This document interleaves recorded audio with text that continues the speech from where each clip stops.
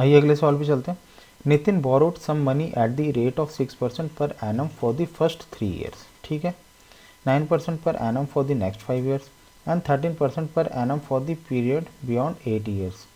If the total interest paid by him at the end of 11 years is rupees 8,160, the money borrowed by him in rupees was 12,000, B 6,000, C 8,000, D 10,000। ठीक है, तो question को समझ लेते हैं। पहले नितिन ने कुछ अमाउंट मनी जो है बोरो किया, ठीक है। नितिन बोरोड मीन्स उधार पे लिया 6% पर एनम, पहले 3 साल के लिए, पहले 3 साल के लिए उसने 6% पर एनम के हिसाब से लिया। 9% पर एनम नेक्स्ट 5 ईयर्स के लिए लिया, 3 साल के बाद जो साल शुरू हुआ चौथा साल, उसने अगले 5 सालों के लिए 9% पर एनम पे उस अमाउंट को उधार पे लिया। और 13% पर एनम 3 + 5, ठीक है, 8 ईयर्स के बाद उसने 13% पर एनम के हिसाब से लिया, ठीक है, बियॉन्ड 8 ईयर्स। यहाँ पे बोल रहे beyond year means 8 years means 8 साल के बाद उसने 13% पर एनम के इंटरेस्ट रेट से उधार लिया, ठीक है। तो यहाँ पे देखिए 11 साल का उसने बताया है। यहाँ पे हमें जो गिवन है total interest paid by him at the end of 11 years, 11 years पे उसने इंटरेस्ट पे किया है 8,160।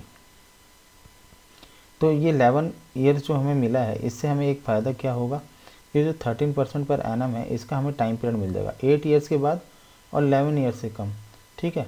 तो हमारे पास कितना ईयर्स बच गए, 8 ईयर्स, बियॉन्ड 8 ईयर्स, 9, 10, 11, 3 ईयर्स, ठीक है। हमें 3 साल के लिए इसने 13% पर एनम के हिसाब से उधार लिया, ठीक है। तो यहाँ पे हम इस डेटा को यूज़ करेंगे। तो यहाँ पे हमें सिंपल इंटरेस्ट पहले साल का, सॉरी फर्स्ट पार्ट का 3 साल का, फिर ऐसा ही नेक्स्ट रेट ऑफ इंटरेस्ट फिर जो मिला है उधार पे लिया है जो मनी, और ये 13% पर एनम के हिसाब से जो उधार पे लिया है is equal to total simple interest, ठीक है, total interest paid by him जो इसने एक्चुअल में लास्ट में पे किया 11 साल पे। तो सीधे से हम यहाँ पे फॉर्मूला को यूज़ कर लेते हैं, PRT/100, PRT/100, PRT/100 is equal to 8,160। तो यहाँ पे देखिए सारे तीनों केस में रेट चेंज हो रहा है, टाइम पीरियड चेंज हो रहा है, प्रिंसिपल अमाउंट सेम है, ठीक है।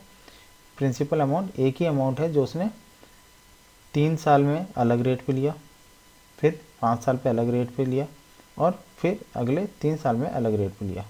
तो यहाँ पे हम P को कॉमन ले सकते हैं और बाहर कर सकते हैं, ठीक है। पहले केस में हमारा क्या है, प्रिंसिपल P है, रेट हमारा 6% पर एनम है और टाइम पीरियड 3 साल के लिए इसने लिया, पहले 3 साल के लिए।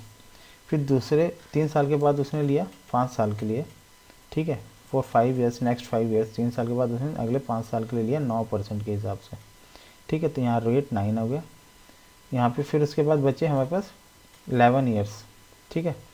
फिर उसको 11 ईयर्स पे इंटरेस्ट उसको मिला है, दिया है उसने, ठीक है, टोटल इंटरेस्ट जो उसने दिया।